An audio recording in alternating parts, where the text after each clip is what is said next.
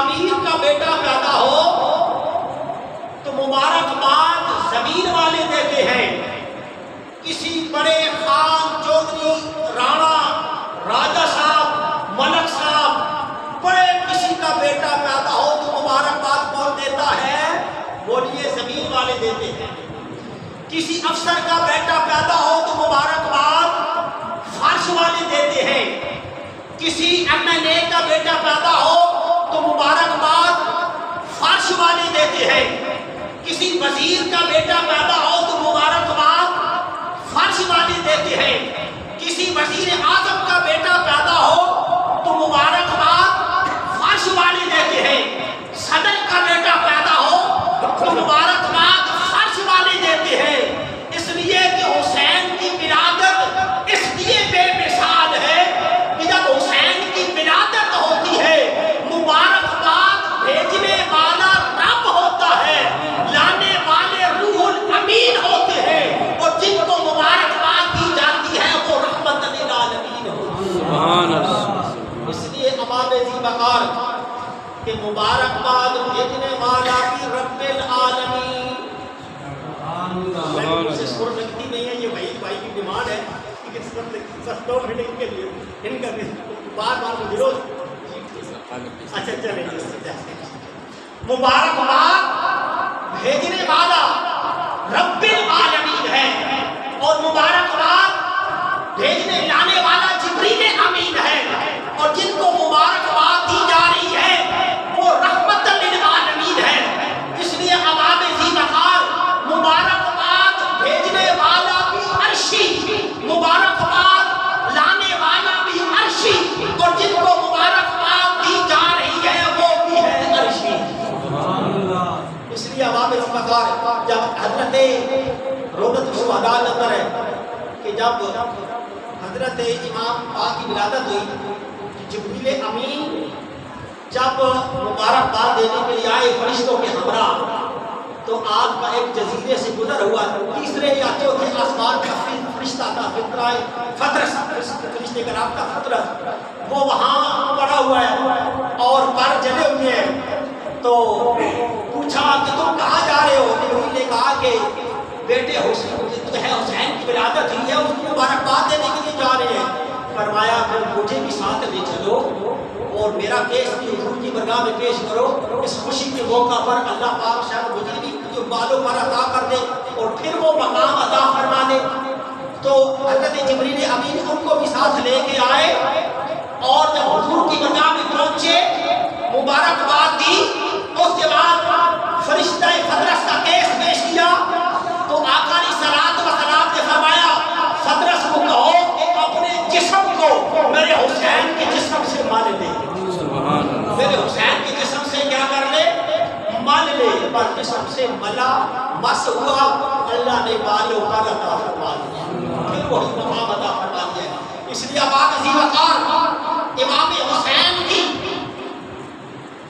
ولادت بھی بے مثال ہے، اور پھر جب آپ کی ولادت ہوئی تو نبی پاک علیہ الصلوۃ والسلام نے دائیں کان میں اذان دی، بائیں کان میں اقامت فرمائی۔ پیار سے کہتے سنا، اب کسی کے پیر صاحب گھر میں آ جائے نا تو اس کے پاؤں زمین پر نہیں لگتے، وہ بڑا خوش ہوتا ہے کہ بھائی میرے اس بیٹے کے کان میں اذان فلاں پیر نے دی تھی، وہ خوشی سے بتاتا ہے اور بڑا خوش ہوتا ہے۔ اس لیے خوشی ہونی بھی چاہیے، اپنے پیر و مرشد سے محبت ہونی بھی چاہیے۔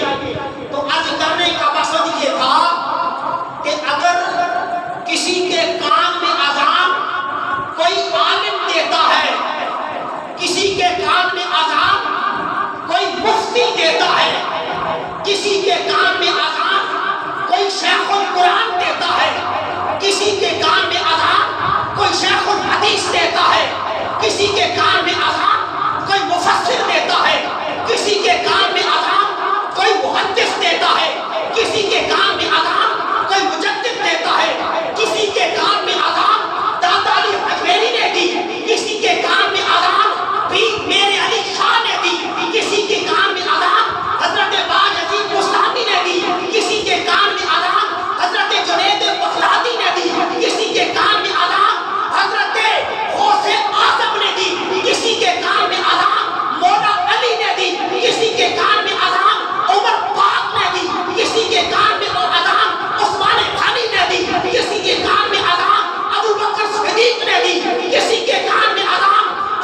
نبی نے دی، کسی ولی نے دی، کسی غوث نے دی، کسی کتب نے دی، کسی نبی نے دی، کسی پیغمبر نے دی، کسی رسول نے دی، لیکن آقا حسین کے کان میں اذان اس نبی نے دی جو امام الانبیاء ہے، جس کی نموں پر خدا بولتا ہے۔ میں بھی سمجھنا دور ڈال ہے تو کسی کا پیار نہ کرنا۔ تو آقا حسین کے کان میں جو اذان ہوگی وہ بھی کیا ہے؟ بے مثال ہے۔ آقا حسین کی ولادت بھی بے مثال، کان میں جو اذان دی وہ بھی بے مثال، اور آقا حسین کی جو سواری ہے وہ بھی بے مثال ہے۔ اب دیکھیں نا، جو کوئی کہتا ہے جی میں کرکٹ کھیلتا ہوں، کوئی کہتا ہے جی میں فٹ بال کا کھلاڑی ہوں، کوئی کہتا ہے جی میں ہاکی کا بڑا پلیئر ہوں، اور کوئی کہتا ہے جی میں قذافی اسٹیڈیم میں کھیلتا ہوں، کوئی کہتا ہے میں فیصل آباد کے دھوبی گھاٹ گراؤنڈ میں کھیلتا ہوں، کوئی کہتا ہے میں کراچی کے آرام باغ گراؤنڈ میں کھیلتا ہوں، کوئی کہتا ہے کہ میں فلاں گراؤنڈ میں کھیلتا ہوں۔ ارے کوئی کھیلتا ہے قذافی اسٹیڈیم میں، کوئی کھیلتا ہے کراچی کے گراؤنڈ میں، کوئی کھیلتا ہے فیصل آباد کے گراؤنڈ میں، لیکن حسین کھیلتا ہے علم نشرح کے سینے پہ کھیلتا ہے۔ حسین کہاں کھیلتا ہے؟ علم نشرح کے سینے پہ کھیلتا ہے۔ اس لیے عوام سینہار کوئی کبڈی کھیلتا ہے، کوئی ہاکی کھیلتا ہے، کوئی کرکٹ کھیلتا ہے، حسین مصطفیٰ کے کندھوں کے اوپر چڑھ کر مصطفیٰ کی زلفوں سے کھیلتا ہے، مصطفیٰ کی زلفوں پہ کھیلتا ہے۔ جب حسین نے دیکھا، صحابہ نے دیکھا کہ حسین مصطفیٰ کے کندھوں کے اوپر ہے، مصطفیٰ کے کندھوں کے اوپر ہے، تو کہہ دیا نعم المرکب ھذا، یہ تو بڑی خوبصورت سواری ملی ہے حسین، بڑی اعلیٰ سواری ملی ہے، بے مثال سواری ملی ہے۔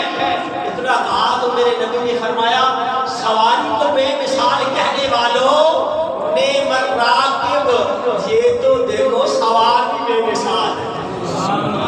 سوار کیا ہے؟ بے مثال ہے۔ اس لیے عوام ذی وقار آقا کی ولادت بھی بے مثال، آقا حسین کی ولادت بھی بے مثال، آپ کے کان میں جو اذان دی گئی وہ بھی بے مثال، اگر گھٹی جو آپ کو دی گئی وہ بھی بے مثال، آپ کو جو گھٹی دی گئی وہ بھی کیا ہے؟ بے مثال۔ کسی کو گھٹی ملتی ہے شہد کی، کسی کو چینی کی، کوئی کسی کی، لیکن آقا حسین کو گھٹی ملی ہے زبان مصطفیٰ۔ آقا حسین کو گھٹی کون سی ملی؟ زبان مصطفیٰ کی، وہ زبان جس سے حلال اور حرام کے فیصلے صادر ہوتے ہیں، وہ زبان جس سے کھاری پیے میٹھے ہو جاتے ہیں، وہ زبان جو امر کن کی مذہب ہے، وہ زبان جس سے حلال اور حرام کے فیصلے صادر ہوتے ہیں، ارے وہ زبان جس سے ابو بکر صدیق بنے، وہ زبان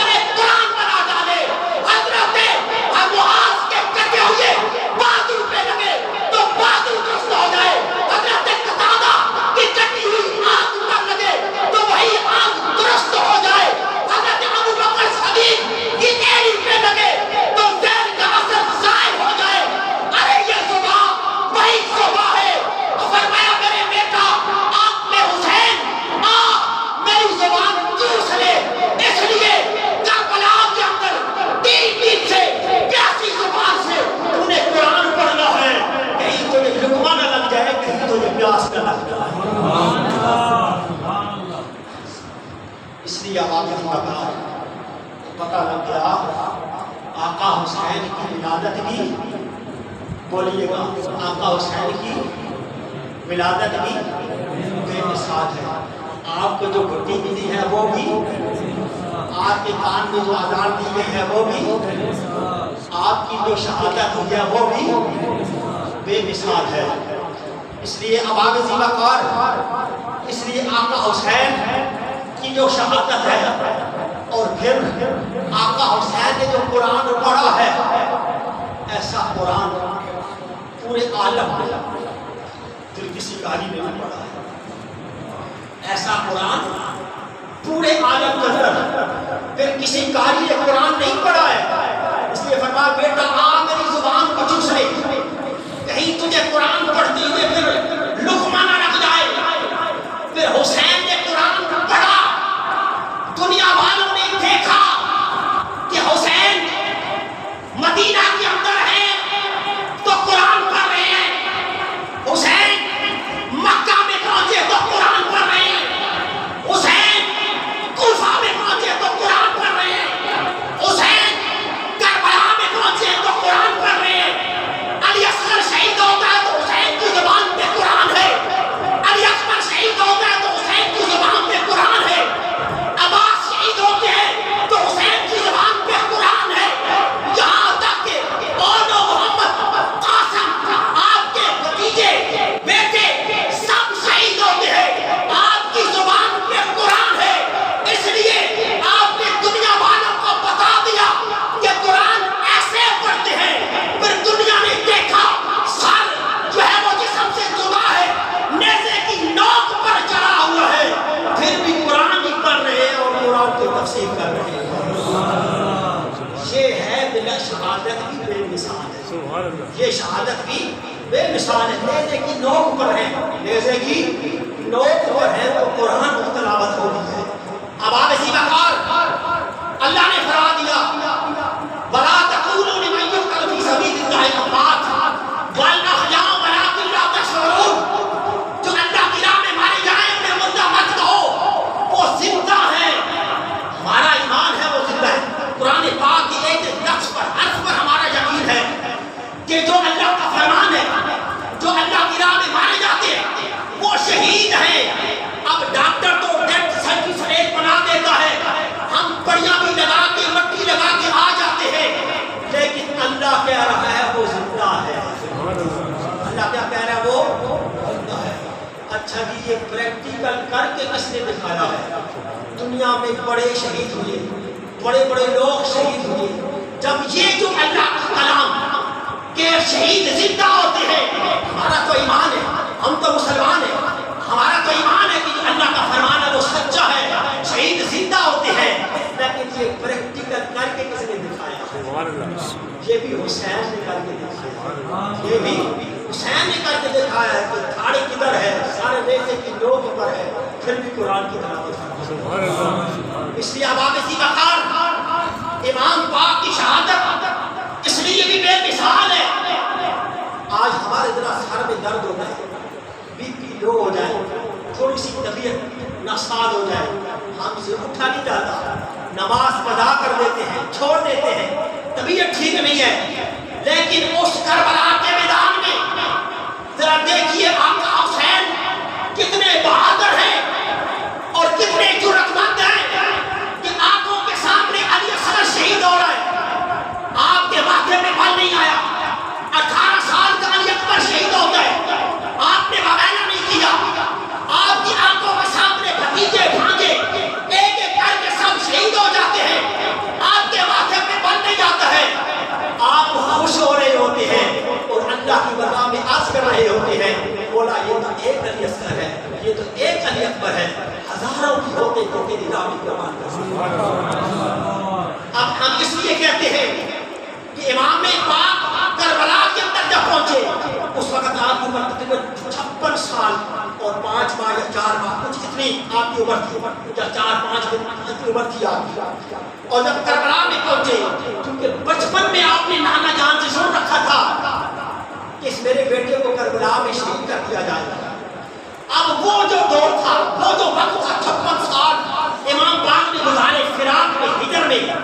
اب دیکھیں عرض کرنے کا مقصد یہ ہے کہ ہم دنیا دار ہیں اور جو اس قربان ہو جائے، مال قربان ہو جائے، ہمارا سب کچھ قربان ہو جائے، یار کا چہرہ سامنے ہونا چاہیے۔ عشق مجازی والوں کا یہ حال ہے، عشق مجازی والوں کا یہ حال ہے کہ وہ بلکہ مجھے یہاں ایک مجنون کی روایت یاد آ گئی ہے، کیا یاد آ گئی؟ آپ کہیں گے کہ یہ شہادت کا بیان ہے تو مجنون کا بیان کدھر آ گیا؟ مجنون کوئی عام بندہ نہیں تھا، خاندانی بندہ تھا، عرب کا بہت بڑے خاندان سے اسے تعلق تھا، لیکن عشق میں پڑ گیا، عشق میں آ گیا، لیلا بیمار ہوئی، اس نے لیلا کو خون دیا، لیلا کو اللہ نے صحت دی، اس نے خیرات کی، دیگیں پکائی، لوگ لائن کے دار میں کھڑے ہو گئے اور اس نے خیرات لوگوں کو دے رہی ہے۔ جب مجنون کی باری آتی ہے، مجنون لیلا کی طرف دیکھ رہا ہے، برتن آگے کیا، لیلا نے وہ برتن لے کر زمین پر دے مارا، برتن کرچی کرچی ہو گیا، ٹوٹے ٹوٹے ہو گیا۔ اب مجنون نے وہ برتن کے وہ جو ٹکڑے اٹھا کر گود میں لے کر لوگوں کے سامنے مستوں میں مست ہو کر ناچنے لگا، جھومنے لگا۔ لوگوں نے کہا تو واقعی مجنون ہے، تو واقعی پاگل ہے۔ اس نے کہا نہیں، میں پاگل نہیں ہوں، میں مجنون نہیں ہوں، پاگل تم ہو۔ کہتے ہیں دیکھو تم نے لیلا کو خون دیا، اس نے خیرات کی، لوگوں کو خیرات دے رہی ہے، تیرا برتن توڑ کے رکھ دیا ہے۔ اس نے کہا برتن ٹوٹا، مجنون کے ماتھے پہ بل نہیں آیا، خوش ہونے لگا، ناچنے لگا، بتا دیا جو عشق مجازی کے اندر غائب ہوتے ہیں، ان سے اگر کوئی معبود چیز چھین لے تو وہ خوش ہوتے ہیں، وہ خوشیاں منایا کرتے ہیں۔ اس لیے عوام زیرکار اور مجنون سے کسی نے، بلکہ امام پاک نے پوچھا تھا، امام حسن نے پوچھا تھا، اس وقت اس کا نام مجنون نہیں پڑا تھا، اس وقت اس کا نام قیس تھا، رونا تھا۔ کچھ لوگ کہتے ہیں کہ ابھی معاویہ کو حکومت کرنی چاہیے، کچھ کہتے تھے کہ حضرت امام حسن کو کرنی چاہیے۔ امام حسن آ رہے ہیں، راستے میں یہ بیٹھا ہوا ہے، فرما بڑا رونا پڑا ہوا ہے۔ لوگ کہتے ہیں کہ امیر معاویہ کو حکومت دی جائے، کچھ کہتے ہیں امام حسن کو دی جائے، تو بتا قیس کس کو دے حکومت؟ اس نے کہا جی مجھ سے پوچھتے ہو، میری رائے جو سے ہے، پھر حکومت کا حقدار تو پھر میری لیلا ہی ہے۔ سمجھ آ گیا؟ حکومت کا حقدار میری لیلا ہے۔ بات سمجھ نہیں آئی تو پھر اور سمجھ لے کہ یہاں جو عاشق کے مجازی ہوتے ہیں اور عشق کے مجازی کے اندر نیاب ہوتے ہیں، ان سے معبود کوئی چیز چھین لے تو وہ اس میں خوشیاں مناتے ہیں۔ امام حسین تو عشق حقیقی کے اندر نیاب تھے، امام حسین تو عشق حقیقی کے اندر نیاب تھے۔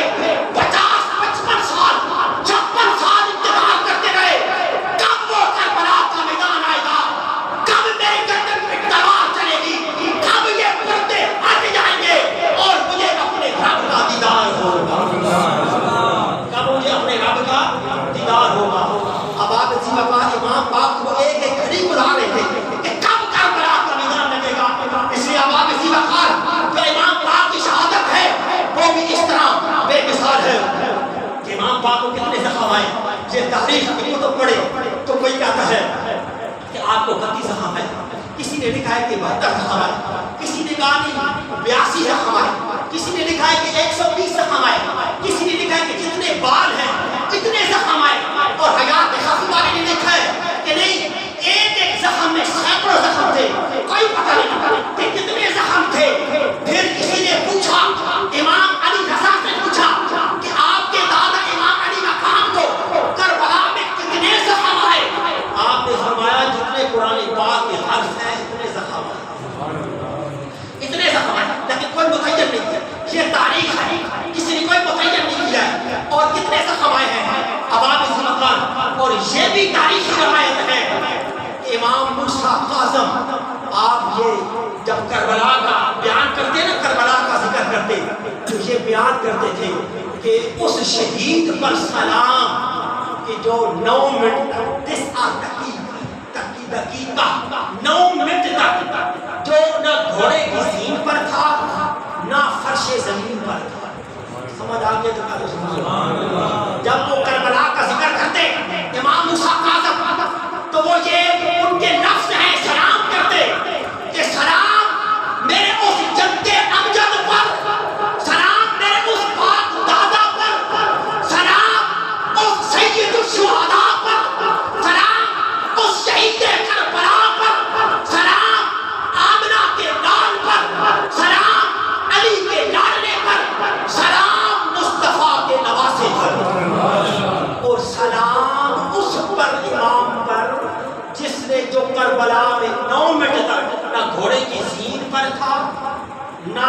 فرش زمین پر تھا. پھر کسی نے امام موسیٰ قاسم سے پوچھا کہ 9 منٹ تک آپ نہ گھوڑے کی سیٹ پر تھے اور نہ فرش زمین پر تھے, پھر 9 منٹ آپ کہاں تھے؟